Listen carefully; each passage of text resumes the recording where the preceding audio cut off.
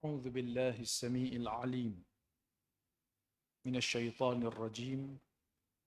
بسم الله الرحمن الرحيم. الحمد لله رب العالمين، والصلاة والسلام على أشرف الأنبياء والمرسلين سيدنا محمد وعلى آله وصحبه أجمعين. سبحانك لا علم لنا إلا ما علمتنا إنك أنت العليم الحكيم. قال رب اشرح لي صدري ويسر لي أمري واحلل عقدة من لساني يفقه قولي. Amma ba'd. Muslimin dan muslimat, hadirin dan hadirat yang dirahmati Allah Subhanahu wa taala sekalian. Insya-Allah pada malam ini kita sambung lagi perbincangan kita daripada kitab Huraian Hadis Geoeskatologi, iaitulah hadis-hadis akhir zaman yang dihuraikan mengikut kedudukan geografi. Kita masuk pada bab yang kedua daripada bahagian tanah Parsi,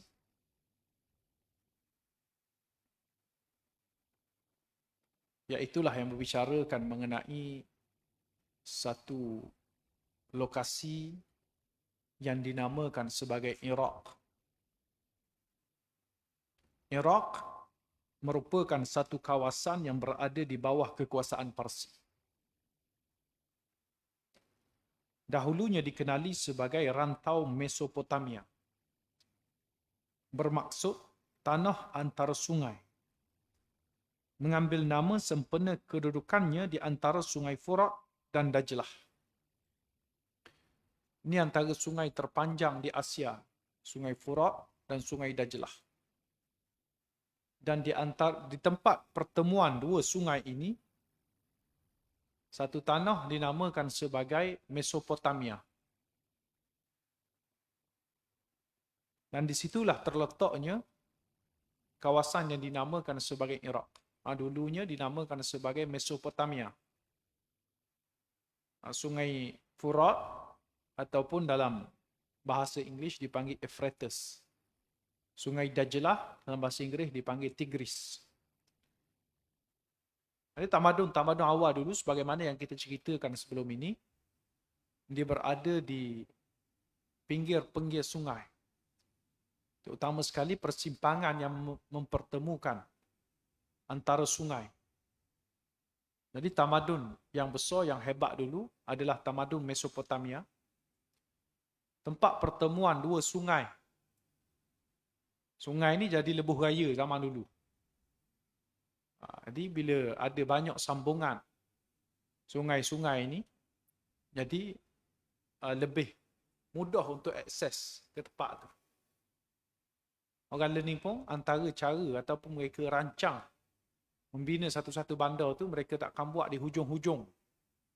Tak akan buat di tempat yang sukar untuk dicapai. Akan buat yang mudah diakses. Ke tengah-tengah tu. Biar boleh orang sekeliling mendapat manfaat. Jadi dulunya Mesopotamia ni adalah satu tamadun yang hebatlah.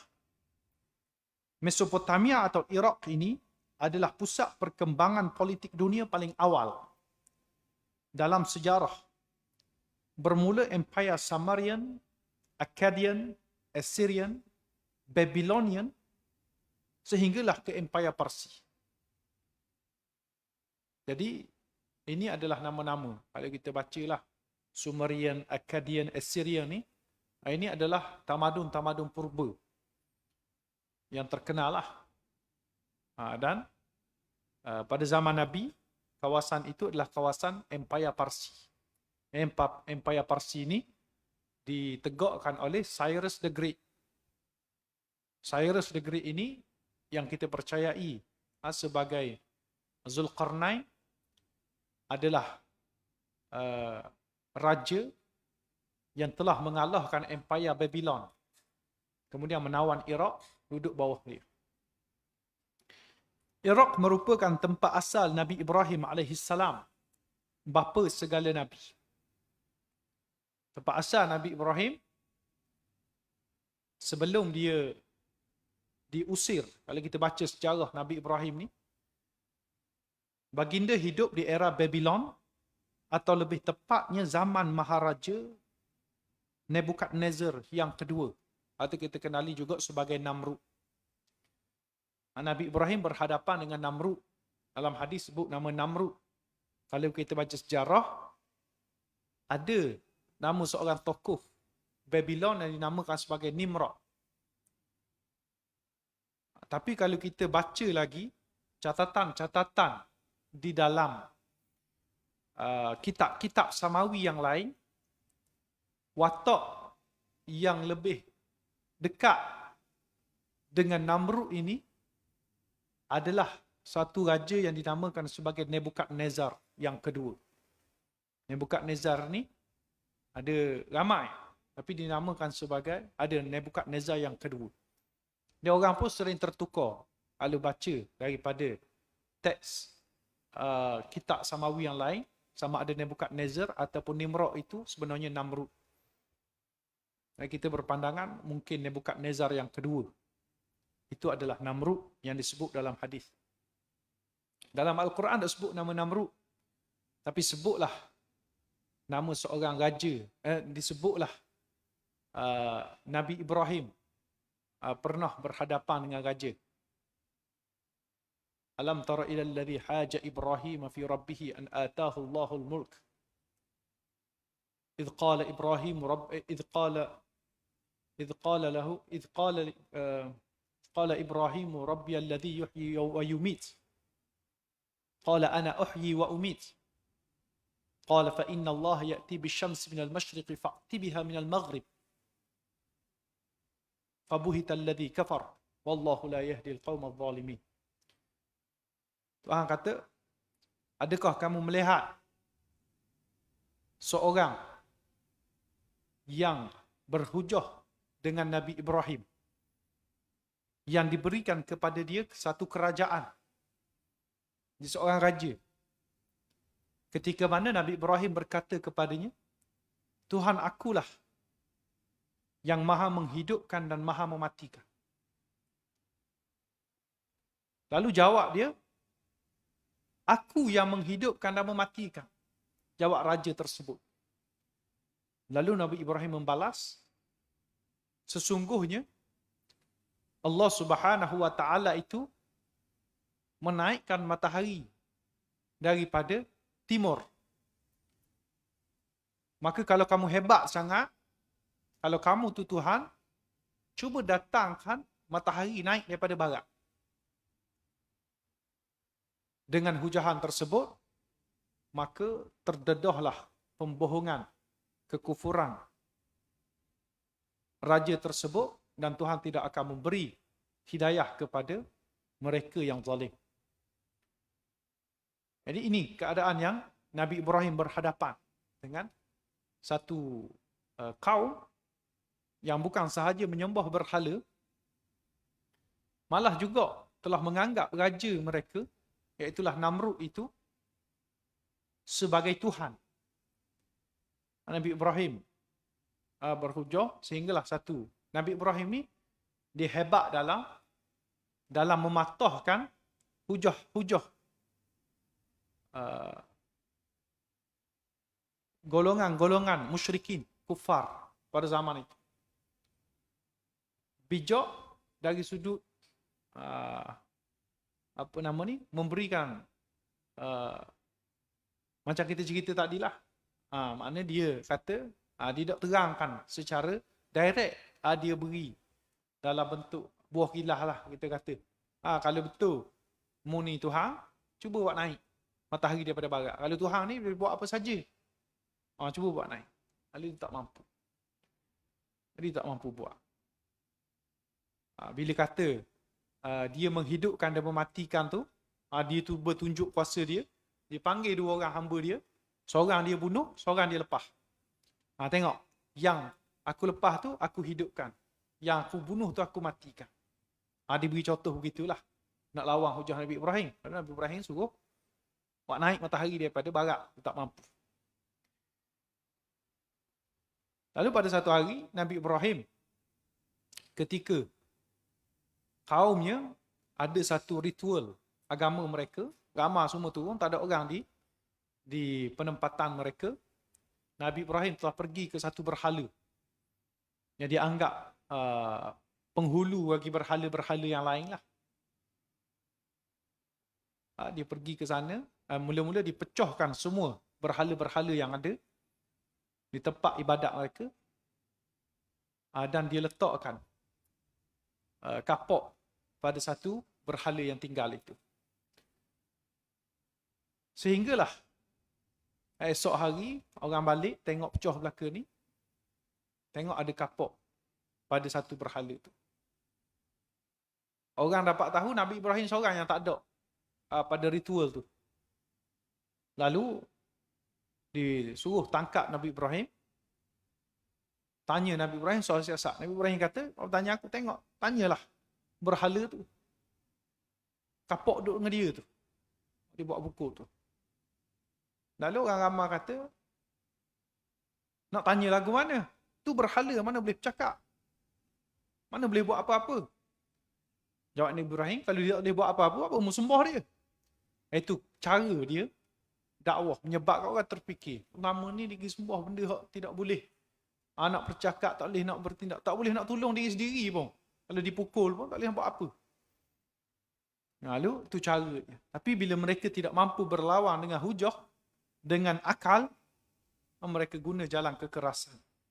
Akhirnya Nabi Ibrahim diperintahkan untuk ditangkap dan dilemparkan dalam api yang panas. Api yang besar. Tapi takdir Allah Subhanahu wa taala, Allah menyatakan, "Qulna ya naru kuni bardan wa salaman ala Ibrahim." Kami berkata, wahai api, jadilah kamu sejuk dan selamat ke atas Ibrahim. Bila Nabi Ibrahim dicampak dalam tu, tak rasa langsung kepanasan api. Sejuk dan selesa. Duduk dalam api ni sejuk dan selesa. Kerana Tuhan kata, bardan wa salama. Bukan sejuk getah, tapi sejuk selesa. Sehinggalah padam api, Nabi Ibrahim keluar. Molek-molek ada. Akhirnya, mereka tak dapat buat apa-apa ke Nabi Ibrahim, mereka buang negara. Panggil buang daerah lah. Buang terus, buang negeri. Keluar daripada kerajaan Babylon. Lalu sejarahnya, Nabi Ibrahim pun pergi menyusuri pesisir pantai, merantau sehinggalah sampai ke Palestin. Disapa di Palestin.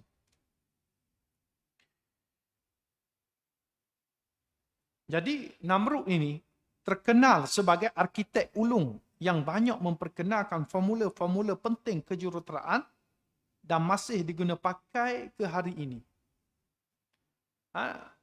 Memang kita tak nafikan. Dulu antara 7 wonders in the world, 7 benda ajaib yang ada atas dunia ni. Hari ni tak ada dah. Antaranya taman tergantung Babylon. Orang kata dia ni salah satu pada keajaiban dunia kerana seni architecture dia tu. Seni bina dia tu sangat hebat sehingga pakar-pakar tidak dapat fikir bagaimana mereka bina taman tersebut. Dan Namrud juga dia telah memperkenalkan beberapa rumus-rumus ataupun formula yang sehingga ke hari ini diguna pakai dalam bidang pembinaan. Mengaji jurutera, mengaji arkitek ke, dia akan belajar tentang benda-benda yang asalnya mari daripada tamadun Babylon ini. Yang mengasaskannya adalah Namrud. Dia sangat hebat. Namrud bercita-cita mahu menegakkan satu sistem pemerintahan dunia yang dikenali sebagai one world government. Mengikut catatan sejarah, dia ni memang seorang raja yang sangat memiliki cita-cita besar. Dia memiliki tamadun Babylon, dia nak meluaskan lagi pengaruh dia ke timur, ke barat, sehinggalah dia ni bercita-cita nak menguasai dunia dan meletakkan dunia ni satu tamadun bawah tamadun dia belaka. Tapi umur dia tak panjang lama, tak lama. Dia manusia juga, akhirnya mati. Dia rasa dia boleh hidup selama-lamanya, dia rasa dia Tuhan. Tapi tak sampai. Tapi cita-cita tu ada. Yang mirip kepada idea globalisasi atau New World Order. New World Order ni zaman George W. Bush. Presiden Amerika ketika tu pernah menyatakan untuk Amerika ni jadi macam satu negara yang memperkenalkan tamadun dan cara hidup untuk diguna pakai ke seluruh dunia. Dia nak supaya satu-satunya tamadun yang ada atas dunia ni adalah tamadun barat belaka. New World Order. Lalu dilancarkan kempen globalisasi. Kita pun duk sambut sangat kempen globalisasi atas nama kemajuan. Pada sedar di sana, package globalisasi ni, dia kata kalau nak maju, semua kena ikut barat belaka. Kalau bercanggah dengan Islam, pakaian, kebudayaan, makanan, ekonomi, semua tu kena ikut barat belaka, baru maju. Tu globalisasi. Jadi lebih kurang macam idea Namrud dulu, iaitulah one world government. Atas kehebatan beliau, pertubuhan Freemason yang bermaksud arkitek bebas menjadikan Namrud sebagai tokoh ikonik. Jadi, kalau kita pernah tahu satu pertubuhan yang memang wujud, pertubuhan Freemason. Freemason ni maknanya Free bebas, Mason, Masonry, arkitek. Arkitek bebas, satu pertubuhan, kelab elit. Para arkitek-arkitek. Sebab zaman dulu, antara profession paling hebat adalah profession arkitek. Mereka lah yang jadi bangsawan-bangsawan yang membina tamadun-tamadun yang ada pada zaman dahulu. Mereka rapat dengan istana raja sebab mereka boleh bina bangunan yang hebat-hebat dan sebagainya. Mereka ada pertubuhan. Pertubuhan yang dinamakan Freemason. Di situlah tempat berkumpulnya arkitek-arkitek ni.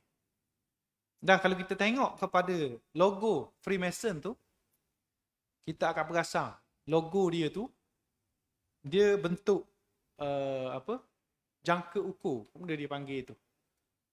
Logo jangka ukur tu yang biasa kalau dalam bidang seni bina ni memang kena benda tu lah. Dia ada jangka ukur, dia ada pembaris siku tu, gambar logo Freemason. Dan tengah tu ada tulisan G. G tu adalah satu akronim bagi istilah GAUTU. GAUTU, G-A-O-T-U. Itu greatest architect of all universe. Of the universe. Iaitulah maksudnya arkitek teragung dalam satu alam ini. Merujuk kepada Namrud. Sebab memang dia hebat dari sudut tu. Semasa kedatangan Islam, Iraq adalah sebahagian wilayah Empire Sassanid Parsi. Jadi zaman Babylon ni sudah berlalu apabila dijatuhkan oleh Cyrus the Great. Yang Cyrus pengasah ajaran Parsi, Empire Parsi. Pada zaman Nabi dilahirkan, waktu tu di Iraq tu ataupun di Mesopotamia itu tak ada dah Babylon, dia ada Parsi sahaja di sana. Dan Parsi pun banyak dinasti. Awal dulu dinasti Achaemenid. Kemudian berlaku beberapa apa nama ni, empire yang lain, sehinggalah empire terakhir, iaitulah empire zaman Nabi itu dipanggil empire Sasani. Dibuka, dia ni dibuka pada zaman Sayyidina Umar Al-Khattab. Jadi zaman Nabi ni, Nabi tak sempat melihat kejatuhan Rom dan Parsi. Tapi zaman Sayyidina Umar lah yang berjaya memimpin orang Islam untuk menjatuhkan Parsi dan menakluk kota Parsi menjadi sebahagian daripada wilayah kekuasaan Islam. Di sana beliau membuka dua bandar Islam baru, iaitu Kufah dan Basrah. Ini bandar yang telah ada sebelum daripada Islam. Tapi bila Islam masuk, Islam tambah fasiliti dan jadikan sebagai bandar baru. Di zaman Sayyidina Ali pula menjadikan Kufah itu sebagai pusat pemerintahan Islam. Zaman Sayyidina Umar dia buka saja pusat pemerintahan, duduk di Madinah lagi. Sayyidina Osman pun sama, tapi mari Sayyidina Ali alih pusat pemerintahan duduk di Kufah. Di zaman Abbasiyah, mereka menjadikan Baghdad sebagai pusat pemerintahan khilafah Islam. Lepas Sayyidina Ali ni, naiknya Sayyidina Hasan sekejap. Sayyidina Hasan serah kepada Muawiyah. Muawiyah pun mengasaskan dinasti Umawi. Dan dinasti Umawi telah menjadikan Damsyik sebagai pusat pemerintahan. Bila Umayyah digulingkan, naik dinasti Abbasiyah pula. Abbasiyah menjadikan Baghdad, iaitulah ibu negara Iraq hari ini, sebagai pusat pemerintahan pula. Lokasi Iraq hari ini adalah sempadan Iran daripada timur. Maknanya kalau kita tengok peta, di timur Iraq itu adalah Iran, Bahrain di tenggara, Arab Saudi di timur, Arab Saudi di selatan, Jordan di barat daya, Syria di barat dan Turki di utara. Dikelilingi negara-negara Arab yang lain. Terdapat beberapa hadis Nabi SAW tentang Iraq. Berkenaan dengan Iraq ni, yang kita nyatakanlah ni, kerana Nabi sebut dalam hadis. Antaranya, sabda Rasulullah SAW ketika berdoa, Allahumma barik lana fi Makkatina, Allahumma barik lana fi Madinatina, Allahumma barik lana fi Syamina, wa barik lana fi Sa'ina, wa barik lana fi Muddina. Faqala rajulun ya Rasulullah wa fi Iraqina, fa'arada anhu. Faraddadaha thalatha. Kullu dhalika yaqulu ar-rajul wa fi Iraqina fayurada anhu. Faqala biha az-zalazil wal fitan wa fiha yatlu'u qarnu syaitan. Nabi berdoa, ya Allah berikanlah, berkatilah Mekah kami. Ya Allah berkatilah Madinah kami. Ya Allah berkatilah Syam kami. Ya Allah berkatilah Yaman kami. Ya Allah berkatilah Cupok kami. Ya Allah berkatilah Gantang kami. Seorang sahabat bertanya, ya Rasulullah, bagaimana dengan Iraq kami? Dah Iraq lagu mana? Dalam doa Nabi sebut Syam, sebut Mekah, sebut Madinah. Kemudian sebut Cupok, Gantang, yang merujuk kepada rezeki lah. Merujuk kepada makanan. Tak sebut dah tempat.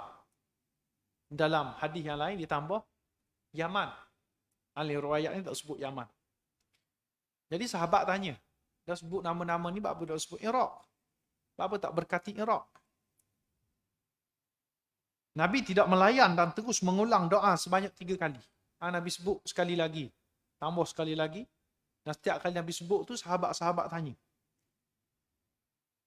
Lalu, lepas 3 kali sahabat tanya, Nabi berjawab. Dia kata, di sana terdapat gempa, goncangan dan fitnah, ujian.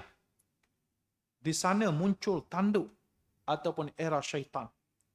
Hadis riwayat Tabrani. Qarn disebut. Qarn ni boleh terjemah sebagai tanduk, nak terjemah sebagai era, zaman, kurun. Boleh belaka.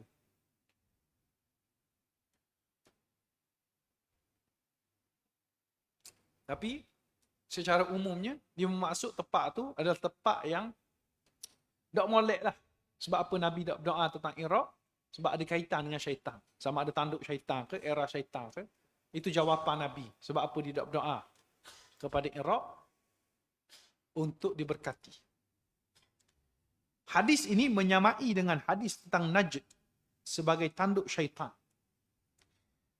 Bahkan ulama Arab Saudi menyatakan Najd sebenar bukan Najd yang dikenali dengan namanya, tetapi ditafsirkan secara bahasa, iaitu setiap tempat tinggi, termasuk Iraq.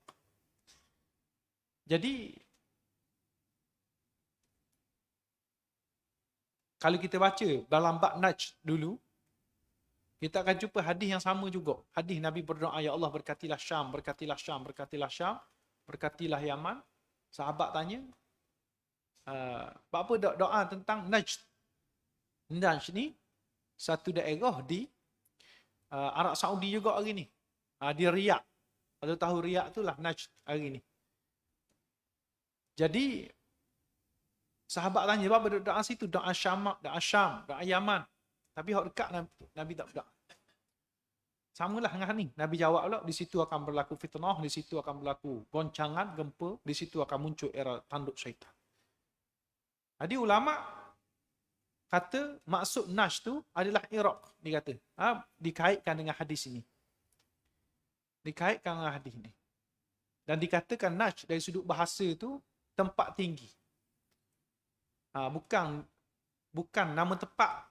Najd yang Nabi sebut tu bukan nama tempat, tapi tempat tinggi. Dan bila baca hadis ni, maknanya tempat tinggi itu Iraq, dia kata. Sebab kawasan Iraq ni adalah kawasan tanah tinggi. Itu pendapat mereka. Pendapat ini disokong dengan sejarah Basrah dan Kufah pernah menjadi tempat bermula gerakan fitnah Abdullah bin Sabah ke atas Sayyidina Uthman yang membawa kepada pembunuhannya di tangan orang Islam sendiri. Zaman Sayyidina Uthman juga dikenali dengan zaman fitnah yang sangat dahsyat. Daripada zaman dia itulah munculnya firqah-firqah Islam yang pelbagai. Antaranya Syiah, antaranya Khawarij. Mula start dia krisis zaman Sayyidina Uthman. Kepala yang menyebarkan fitnah di kalangan orang Islam ini, yang menghuru-harakan orang Islam, sehingga orang Islam berperang sama sendiri. Orang Islam yang membunuh Sayyidina Uthman. Dan orang Islam berpecah, ada kumpulan ikut Sayyidina Ali, ada orang kumpulan ikut Muawiyah, ada kumpulan ikut Sayyidina Aisyah. Itu berlaku zaman selepas Sayyidina Uthman sama Sayyidina Ali. Tapi rentetan dia bermula zaman Sayyidina Uthman. Puncanya mari daripada seorang Yahudi yang bernama Abdullah bin Sabah. Abdullah bin Sabah ini memulakan gerakan dia daripada Iraq. Daripada Kufah, daripada Basrah, dia pergi ke Mesir. Jadi, diboleh dikaitkan. Bila sebut tanduk syaitan, yang disebut fitnah, sebut gepa ni, memang mari daripada zaman Abdullah bin Sabah ini.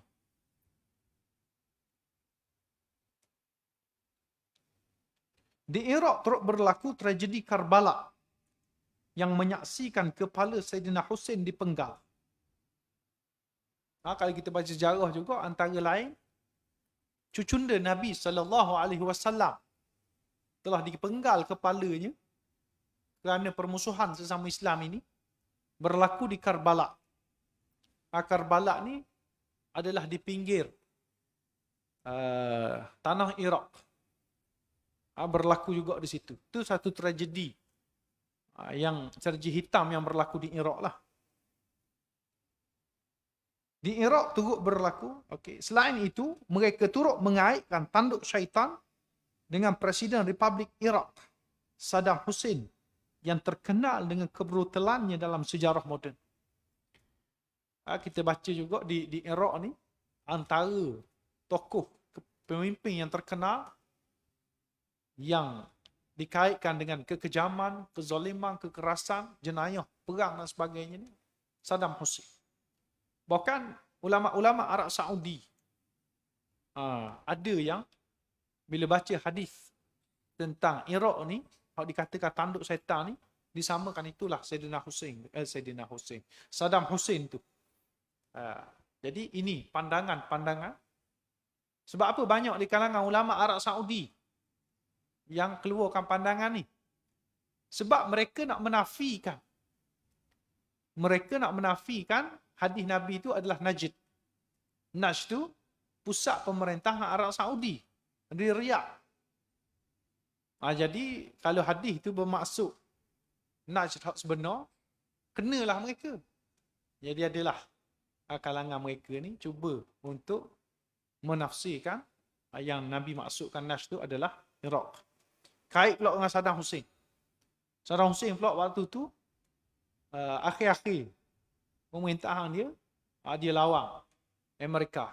Walaupun awal ni bekerjasama dengan Amerika untuk berperang dengan Iran. Walau bagaimanapun, banyak juga hadis yang menyatakan tentang Iraq. Tentang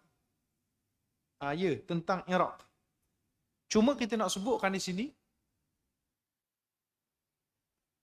bila kita nak memahami hadis, sebab apa? Kalulah Najd itu bermaksud Iraq, sebab apa Nabi tak sebut Iraq teguh? Sebab apa Nabi dalam satu tempat Nabi sebut Najd, satu tempat Nabi sebut Iraq? Kalulah dua-duanya bermaksud Iraq belaka, sebab apa Nabi tak sebut Iraq je? Sebab apa Nabi bezakan Najd dengan Iraq? Adakah Nabi sengaja nak timbulkan kekeliruan? Kalau kita fikirlah. Dan tak logik.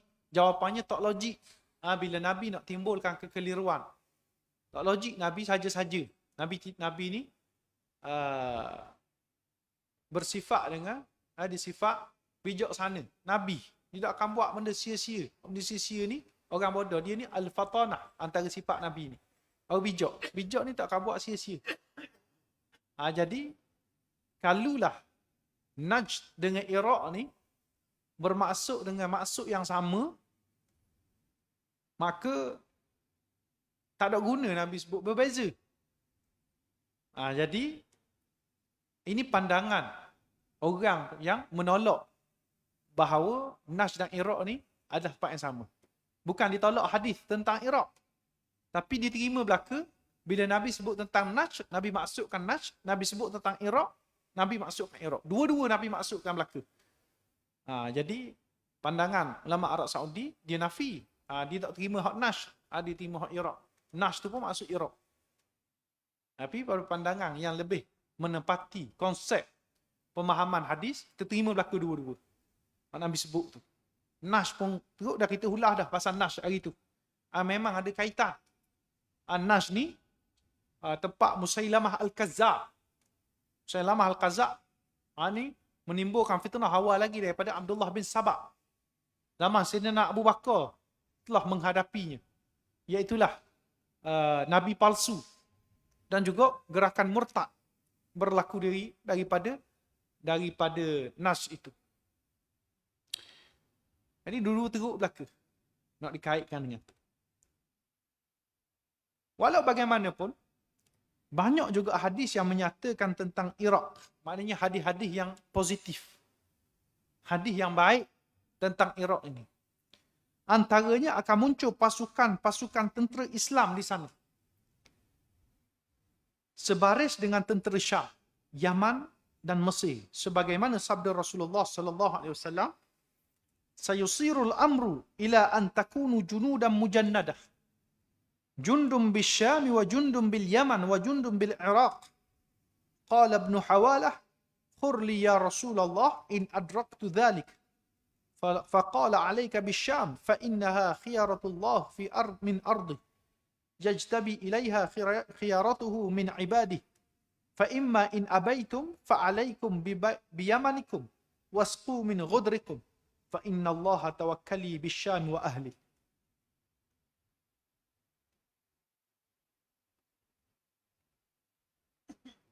akan berlaku berbagai perkara. Maksudnya, akan berlaku berbagai perkara sehingga membawa kepada terbentuknya beberapa pasukan tentera. Tentera di Syam, tentera di Yaman, dan tentera di Iraq. Nabi sebut pada akhir zaman ni akan berlaku berbagai masalah sehingga memunculkan unit-unit Islam yang pelbagai di berbagai tempat. Mana Nabi sebut dalam hadis yang kita baca ni akan muncul satu kumpulan Islam, satu kumpulan tentera di Syam, di Yaman, di Iraq. Ada satu hadis yang lain Nabi sebut juga di Mesir pun ada. Nak menggambarkan kepada kita di sini, umat Islam akan berpisah dari sudut geografi. Orang Islam akan kehilangan satu pusat yang menaungi seluruh umat Islam dunia, yang menyebabkan Islam terpaksa berpecah-pecah mengikut lokasi. Keadaan itu berlaku pada hari ini. Bila jatuhnya Khilafah Uthmaniyah, tidak ada lagi satu pemerintahan Islam sejagat. Jawatan khalifah hilang. Sebab khalifah ni adalah satu jawatan tertinggi dalam pemerintahan Islam, yang di bawah dia ni ada raja-raja yang memerintah setiap negeri-negeri ni. Ada macam sistem federalisme lah. Ada agung yang jaga semua kawasan, dan di bawah agung tu ada raja-raja. Jadi sistem khalifah tu macam agung, bawah-bawah dia tu ada raja-raja yang lain. Jadi sistem tu tak ada. Dulu bila Uthmaniyah ataupun Abbasiyah ke apa sebagainya, macam contoh kita ambil hak terawal zaman Saidina Umar. Dia memerintah pusat dia di Mekah. Negara-negara baru yang dibuka, contohnya Palestin, Syam, Mesir, Yaman, dia ada raja-raja di hak kecil pula, suku-suku, tapi semuanya walak kepada Saidina Umar belaka. Dipanggil wali. Situ tak panggil raja, dipanggil wali ataupun governor. Dia macam raja lah, tapi dia tak boleh buat benda yang bercanggah dengan ketetapan yang dibuat oleh khalifah. Lepas jatuhnya Khilafah Uthmaniyah, Kamal Atatürk buang sistem khalifah ni, dia tukar perlembagaan Turki kepada perlembagaan sekular. Tukar kepada perlembagaan sekular dan republik. Tak ada dah raja, ada presiden. Jadi Turki yang dahulunya menaungi negara seluruh umat Islam, termasuklah tanah Melayu, saki-baki tinggal duduk pada bendera je. Kalau nak kenal negara-negara yang masih mengekalkan identiti sebagai wilayah di bawah Osmaniyah ni, dia ada lambang bulan bintang. Lambang bulan bintang. Termasuklah negara kita, Malaysia ni ada lambang bulan bintang. Ada hak bulan saja, ada hak bintang saja, ada hak bulan dengan bintang. Semua tu merujuk kepada Osmaniyah. Lambang bendera negara kita ni, ada kata mari daripada Kesultanan Johor. Dulu tak ada lagi Malaysia ni. Jalur Gemilang tu tak ada lagi. Sebelum diasahkan Persekutuan Tanah Melayu tu. Jadi negeri-negeri tu ada raja-raja yang tersendiri. Ada bendera-bendera itulah yang merujuk kepada mereka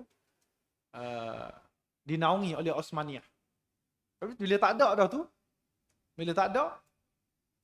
jadi sebagaimana hadis kita ni, umat Islam terpaksa mentadbir negara mereka secara sendirian, secara silo, tidak ada kaitan dengan negara-negara yang lain. Dan itu berlaku hari ini. Mana gerakan-gerakan Islam di seluruh dunia masih lagi wujud. Ada yang berjaya memimpin negara, ada yang tidak berjaya memimpin negara. Tapi mereka mengikut kepimpinan negara setempat mereka. Mereka tak ada kepimpinan pusat. Sama macam hadis ni sebutlah. Sebab susah Bila tak ada kuasa, tak ada sistem khalifah, nak ada pusat kan. Walaupun ada ajakan daripada fikrah, kita panggil ikhwan alami, satu pecahan daripada ikhwan muslimin Mesir yang nak tubuhkan satu gerakan baru, yang mana gerakan Islam di seluruh dunia ni akan bernaung bawah tu belaka. Itu ideologi dia. Tapi tidak diterima oleh kebanyakan tokoh-tokoh gerakan Islam. Termasuklah Malaysia ni. Tak terima. Sebab tak ada kuasa, susah. Bila kait kan, semua ni bergabung satu. Amerika haramkan satu sahaja. Pertubuhan ni semua akan berkait belaka. Katakanlah musuh Islam. Boleh untuk kejut. Jadi lebih baik sesuai dengan politik masing-masing. Masing-masing ada kepimpinan masing-masing. Tak perlu ada satu ketua lagi selagi khilafah belum boleh ditegakkan. Cuma ada tangsik lah, ada penyelarasan. Ada perbincangan, perkongsian maklumat supaya masing-masing ni boleh bekerjasama selagi bagi mencapai matlamat menegakkan balik khalifah. Itu keadaan yang Nabi cerita itulah. Akan berjadi sehingga ada unit-unit tentera di Mesir, dinding. Dan tak semestinya apa yang Nabi sebut tu sahaja. Sebab dalam hadis yang lain juga ada Nabi cerita ada satu kumpulan Islam di India. Tak ada dalam hadis kita baca ni menunjukkan bahawa tak semestinya bila Nabi sebut Syam, Yaman, Mesir ataupun Iraq sahaja ni hak tu je. Tempat-tempat lain boleh ada. Termasuklah tempat kita. Ada gerakan Islam yang sama peranannya sebagaimana yang disebut di tempat-tempat lain itu. Jadi Ibnu Hawalah berkata, pilihlah untuk kami wahai Rasulullah sekiranya kami sempat dengan suasana demikian. Jadi dah kumpulan ramai ni, hak moleknya nak menyertai kumpulan mana? Ibnu Hawalah tanya, sahabat tanyalah. Nabi kata, wajib kamu bersama dengan tentera Syam. Alaika bisyam. Kamu kena bersama bergabung dengan tentera Syam. Sesungguhnya mereka adalah pilihan Allah di kalangan hamba-Nya di muka bumi ini. Maknanya, Nabi suruh pilih Syam dulu. Sebab apa? Sebab apa yang kita faham, bahawa di Syam itulah akan munculnya tentera Imam Al-Mahdi akan menjadikan pengkalan dia di Syam. Ataupun lebih tepatnya di Ghutah. Dan kita diwajibkan bila munculnya Imam Mahdi, kita perlu berbai'ah dengannya. Tak lama dah ni. Kerana Nabi sebut, satu hadis yang lain, Nabi kata, فَإِذَا رَأَيْتُمُوهُ فَبَيِّعُوهُ وَلَوْ حَبْوًا عَلَى الثَّلْجِ. Apabila kamu menyaksikan dia, yakni Imam Mahdi itu, dibai'ah di Mekah, maka pergilah, wajib kamu pergi berbai'ah dengannya. Walaupun terpaksa merangkak di atas salji. Jadi, ada ulama yang memahami sebab apa Nabi sebut terpaksa merangkak di atas salji. Ada yang kata, walaupun kamu duduk di tempat yang ada salji, makna jauh daripada Mekah, kamu terpaksa keluar daripada salji itu, merangkak pun merangkaklah, sehingga sampai ke Mekah berbai'ah kepada dia.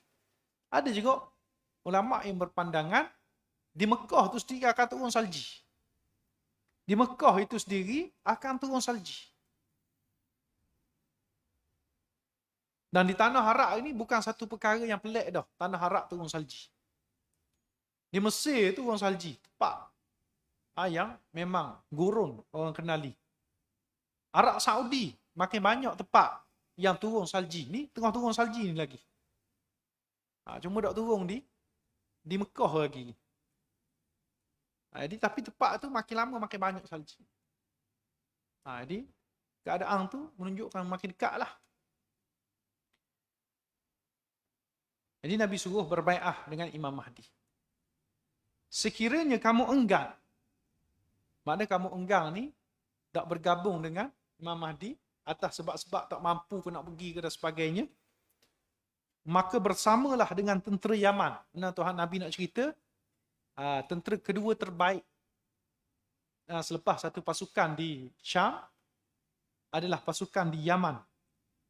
Dan minumlah dari sumber airnya, iaitu di Yaman. Sesungguhnya Allah telah mewakilkan padaku Syam dan penduduknya. Hadis riwayat Abu Daud. Di sini juga kita boleh memahami bahawa fikrah perjuangan Imam Mahdi, walaupun selepas dibai'ah Imam Mahdi tersebut, Imam Mahdi tidak akan kupur. Semua tentera ikut dia ke perang mana. Sebaliknya dia akan pecahkan balik tentera Islam ni untuk berperanang di tempat-tempat tertentu.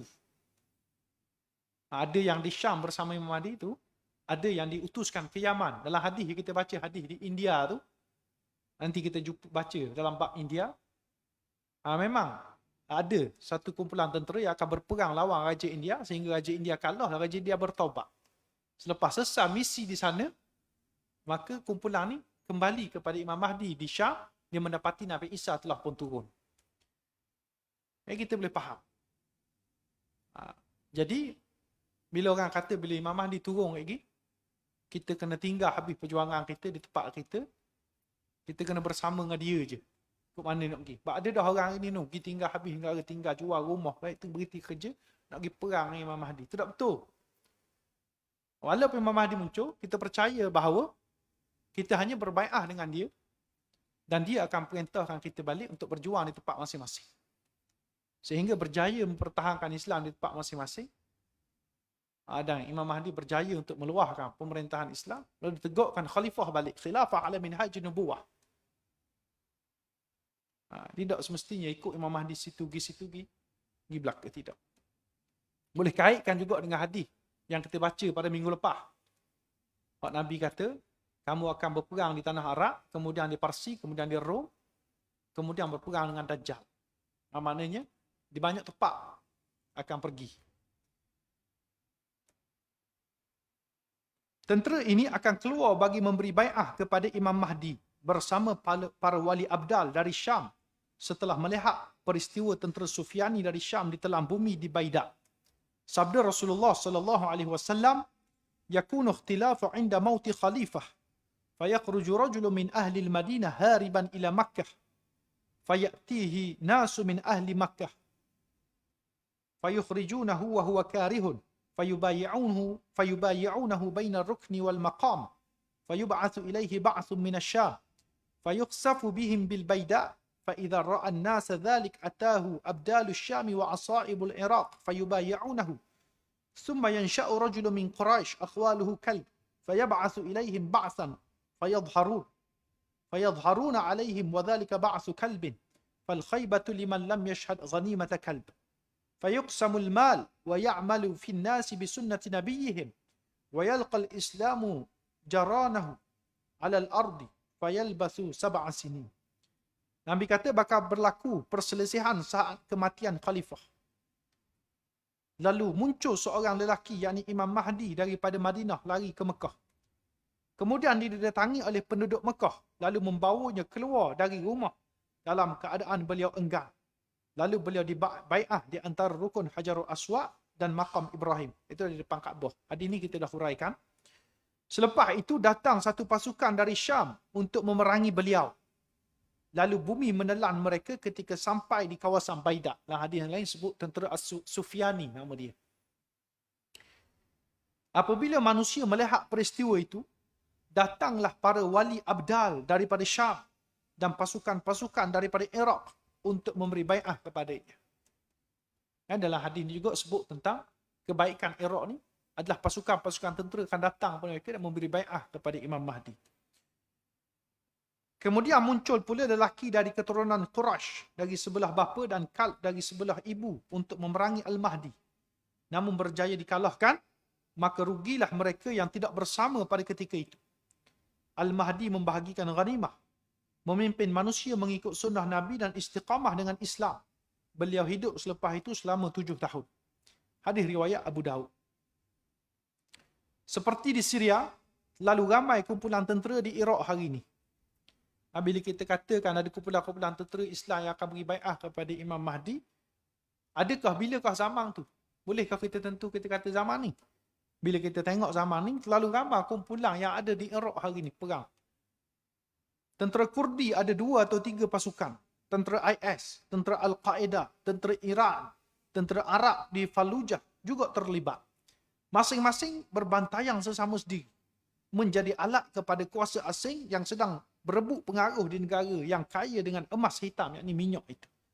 Seolah-olah menepati hadis Nabi berkenaan pertempuran di Sungai Furat yang berpunca dari perebutan emas. 100 yang berperang, 99 mati. Dalam bab Furat kita tak siapa lagi. Nanti kita akan baca bab Furat, memang Nabi sebut tempat ni akan perang. Ramai kumpulan-kumpulan yang sebenarnya mereka berebutkan emas yang muncul di Sungai Furat. Tak apa dimaksudkan dengan emas, kumpulan mana. Tapi kita nampak hari ni memang orang duk perang sama sendiri itulah. Sama-sama Islam pun. Hak ni lawan hak ni, hak ni lawan hak ni. Sama-sama Islam mereka. Sehingga kita tak tahu. Kalau pergi perang ni, kita nak ikut apa dia? Apa dia betul, apa dia salah. Tapi tengok di belakang, ada kumpulan-kumpulan yang taja dia, termasuklah kumpulan-kumpulan musuh-musuh Islam. Yang beri tajaan senjata, yang beri pembekalan kepada mereka, sama ada untuk melihat Islam jatuh, atau nak ambil peluang daripada kekayaan yang ada di tanah orang Islam.